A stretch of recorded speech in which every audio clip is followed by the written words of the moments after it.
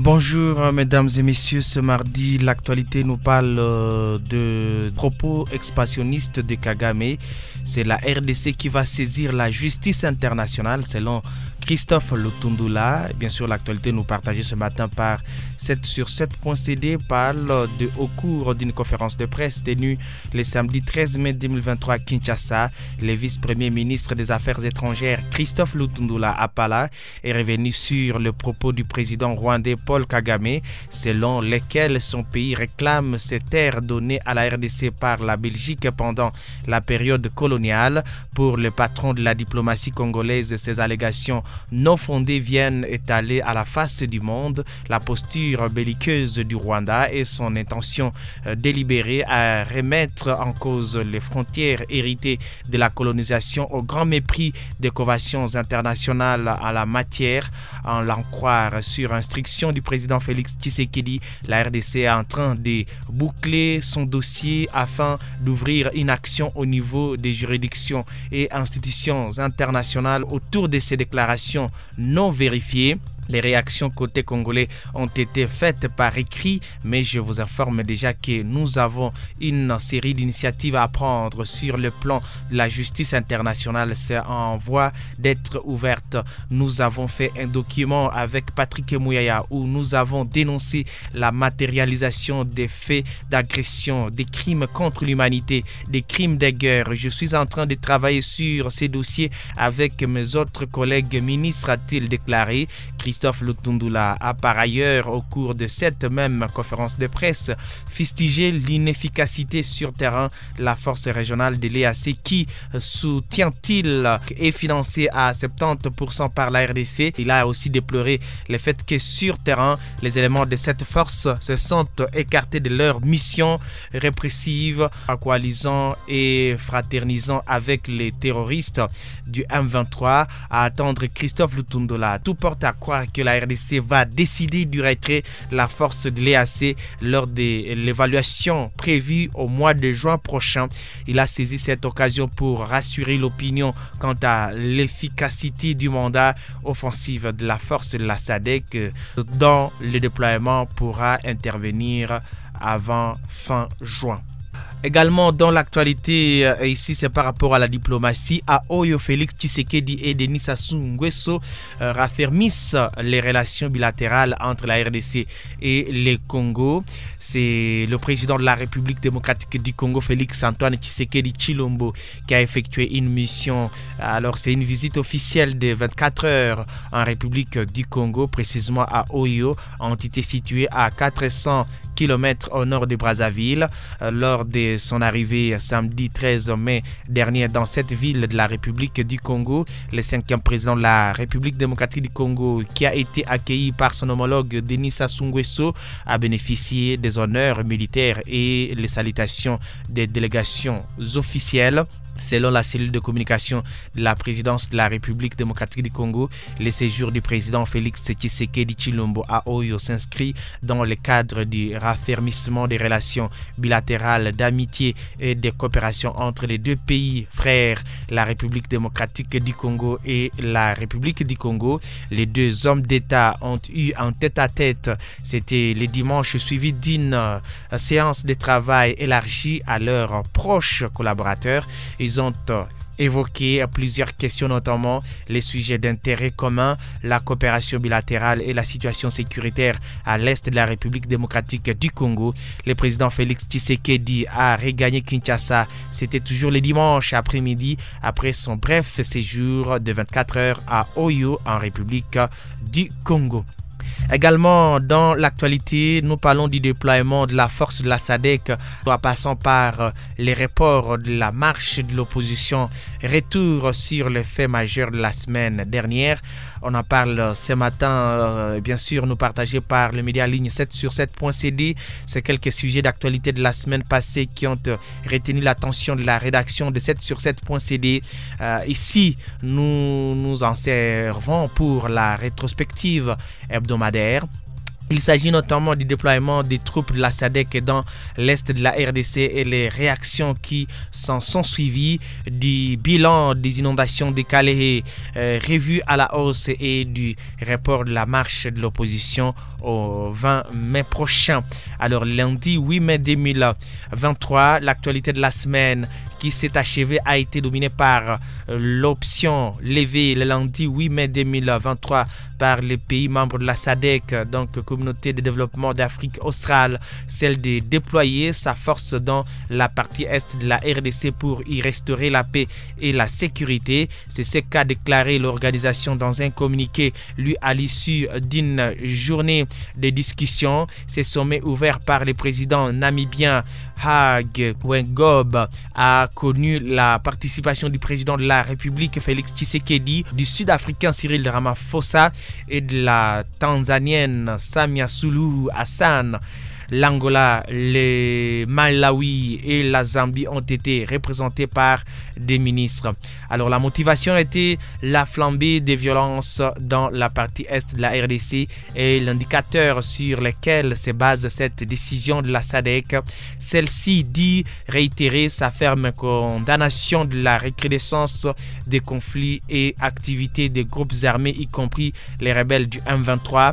La force de la SADC devra peut-être se joindre à celle de l'EAC qui se trouve déjà dans l'est de la République démocratique du Congo. Néanmoins, au cours d'une conférence de presse, le vice-premier ministre des Affaires étrangères a souligné la force de la SADC qui pourra être déployée entre le 15 et le 20 juin.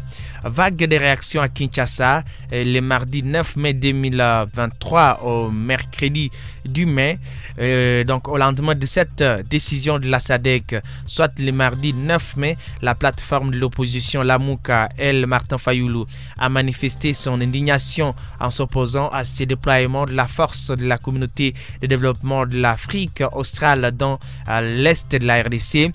Le coordinateur de ces regroupements politiques, Mathieu Kalele, l'a fait savoir au cours d'une conférence de presse tenue à Kinshasa. Il a dit ceci: l'arrivée de cette force est une manière de sous-estimer les éléments de l'ordre commis à la sécurité du pays. On n'est jamais mieux défendu que par soi-même, a-t-il indiqué.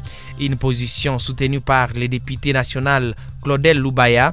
Dans une tribune publiée mardi du mai, l'élu de Kananga s'est également opposé à l'arrivée des troupes de la SADC dans l'est de la RDC. Le président de l'Union des démocratiques africains, UDA originel, qui rappelle les échecs des pourparlers pour le retour de la paix dans la partie est du pays, notamment ceux de Nairobi 1 et 2 et 3, appelle les chefs de l'État Félix Tshisekedi Antoine à revoir son approche des gouvernances qui a démontré ses limites. Alors il a dit ceci: ces essais, erreurs intempestives et sans résultat probant place le président de la République dans l'obligation de remettre en question toute son approche de gouvernance dont les failles maintes fois dénoncées contribuent à l'affaissement du pays, a-t-il écrit. Drame de Calais, bilan revu à la hausse. Et ça, c'était au mercredi 10 mai 2023. Le gouvernement, par l'entremise de son porte-parole Patrick Mouyaya, a, au cours d'une conférence de presse conjointement animée avec son collègue de l'aménagement du territoire, le mercredi 10 mai, annoncé que le bilan des inondations dans les territoires de Calais au sud Kivu était revu à la hausse. Il est passé de 401 à 438 morts au 10 mai. Et ici, parmi les mesures urgentes qui ont été prises, c'est la relocalisation des populations riveraines qui vivent aux côtés des rivières qui ont connu des crues, a-t-il précisé Louis Patrick Mouyaya. Alors aussi, dans la semaine, on a parlé de l'opposition qui reporte sa marche contre la balkanisation. Et bien sûr, cette marche était prévue du 13, donc a été fixée au 20 mai. Et ici, c'est l'opposition qui a finalement décidé de reporter sa marche prévue le samedi 13 mai à Kinshasa, une décision prise par les 4 leaders de l'opposition, à savoir Martin Fayulu, Moïse Katumbi, Délice Sangaï, Matata Pogno. Bien avant, le gouverneur de la ville avait annoncé l'impossibilité d'assurer la sécurité du rendez-vous et avait proposé de renvoyer la manifestation au 18 mai. Alors, proposition rejetée par les partis LGD, Envol, Ensemble et les CID. Finalement, l'opposition a préféré renvoyer sa marche d'une semaine pour déjouer, selon elle, les plans de certains partis du pouvoir qui voulaient envoyer leurs militants avec des machettes pour déstabiliser la marche.